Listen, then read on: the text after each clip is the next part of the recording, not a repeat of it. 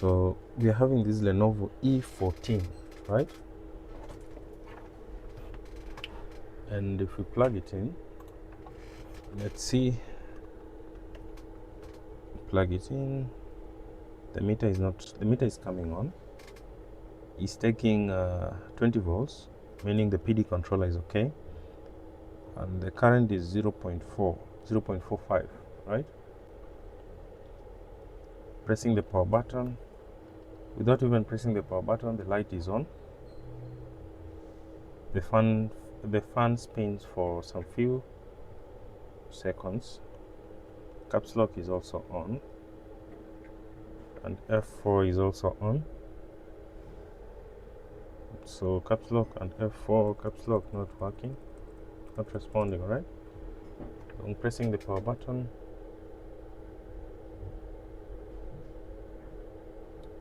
Nothing happens. All right. It's blinking, eh? I'm pressing again. Blinking. Should go off. Current is still 0.47. Let me hear. Actually, there is no fan. Fan only spins for some few minutes. Eh? So somebody would say maybe let's reset it. Okay. Let's just open it first, so that we do the basic. We do the basic very fast. Like resetting the EC chip. If we will be having BIOS battery or the CMOS battery, we can remove it and short the terminals. Eh? Okay, let me open it up.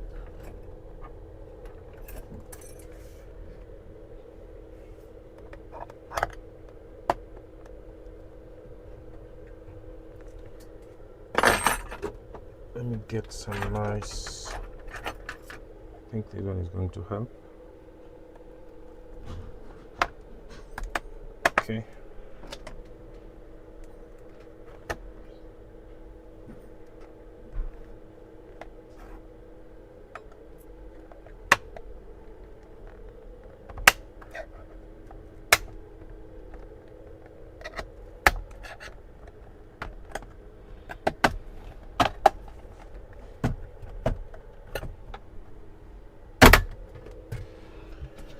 All right, so the machine is open up. We'll disconnect the battery. CMOS battery. We have CMOS battery here. Okay. So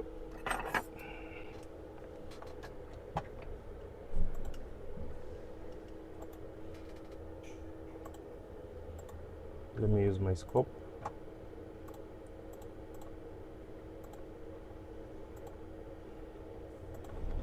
All right, we have the CMOS terminal here.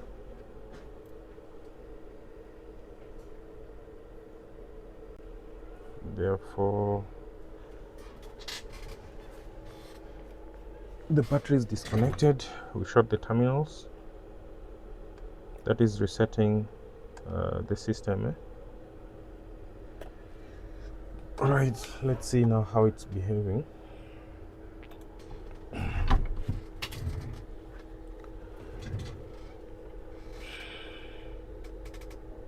So still taking 0.39. Pressing the power button. It's already lighting up without pressing. And the CPU is not warm. Right? CPU is not warm.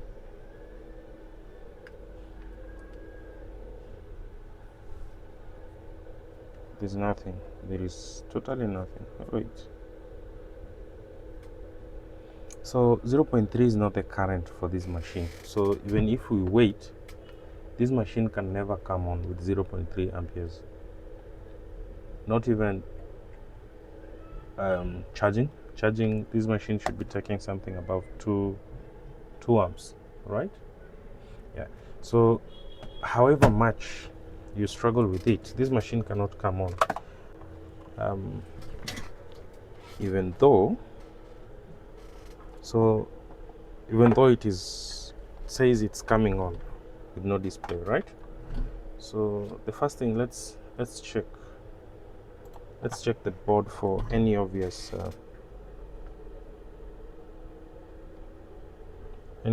things, like maybe a short or something. And this board has been worked on, right? You can see some signs of solder here, so probably it has been worked on.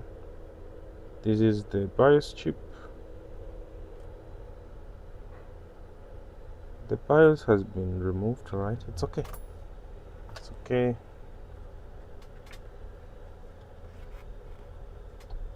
So everything here looks okay.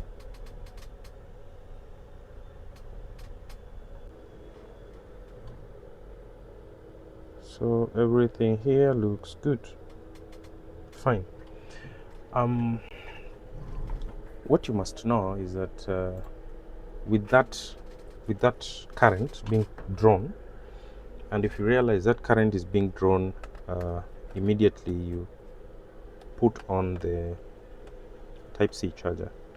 So we have no problem with the input. Definitely we have no problem with the input. There is, of course, 100%. We have no problem with the input section because 20 volts is being drawn in. So you must actually be able to find what is taking that amount of current, 0.3, right? And it won't be very strange to find maybe the CPU or the PCH taking all that current. It won't be very strange. Okay, we don't even have to open it up. I think we have access to the CPU. Let's close it back.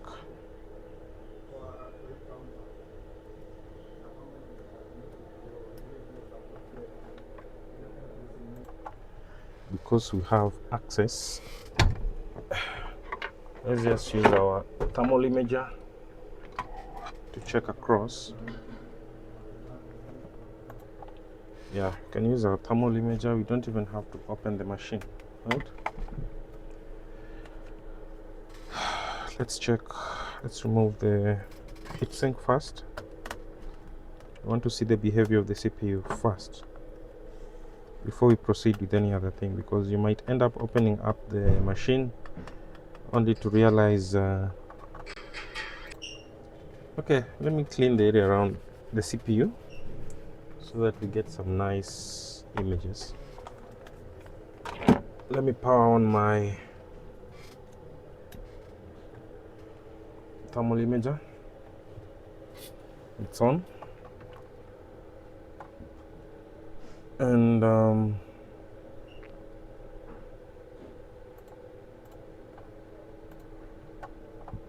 right, I have my thermal imager here.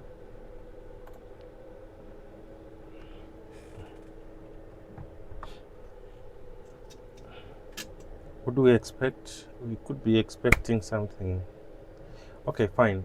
Before we even plug in, we have our CPU there. So this is the CPU. This is the PCH, right? So what should we be expecting? If we see the CPU or the PCH getting hot at one corner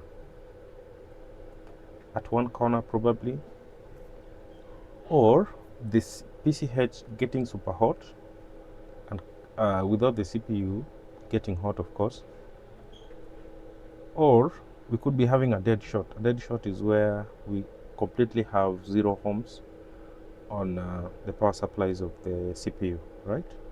So maybe the first thing, let's check the power supplies of the CPU if we are having a dead short. Right, dead short is 0 ohms. Right,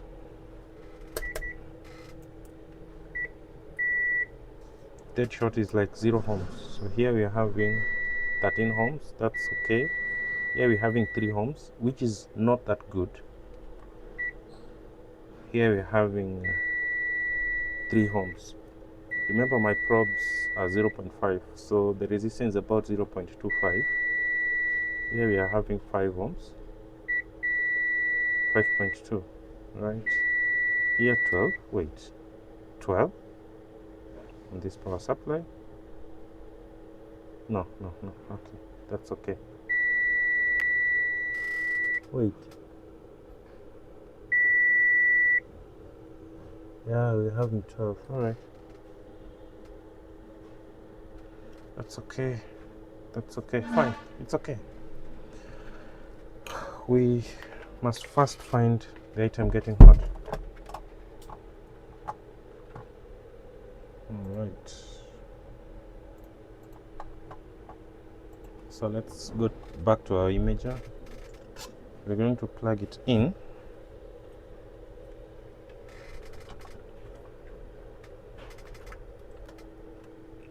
Like that. It's coming on, and you can see the PCH is getting warm at one corner. We're also having one item here, probably the power supply of alright, let me pick up something.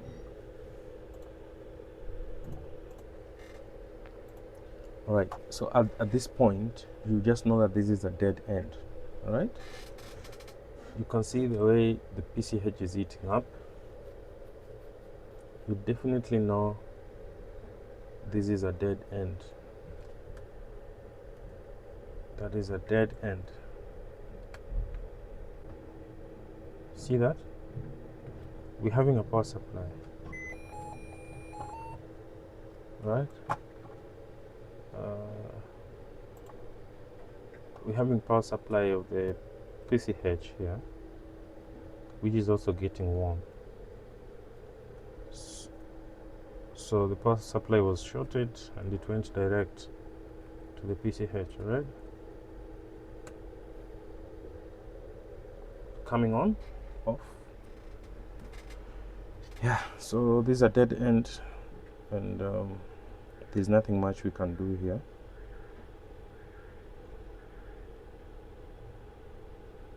I think I've tried replacing the CPU before. You really need special tools, huh? And the big problem is that Intel does not sell these chipsets. Yeah, so the only way you're gonna get them is from donor boards, which you can't trust. If you buy them online, they are the ones that have been extracted from donor boards.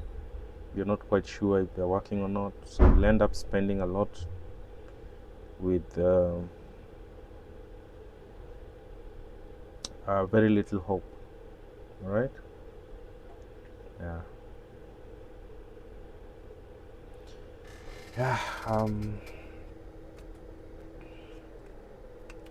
So this is heartbreaking. This is really heartbreaking. All right.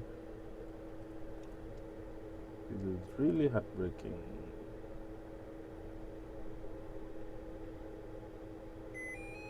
Yeah, so this machine, the silicon die of the CPU is made up of billions and billions of transistors. So any slight problem will end up to such things from occurring. Alright, I think I'm going to advise the client just to do replacement of the boards. I'll give him a call, and so let's meet in the next video, right?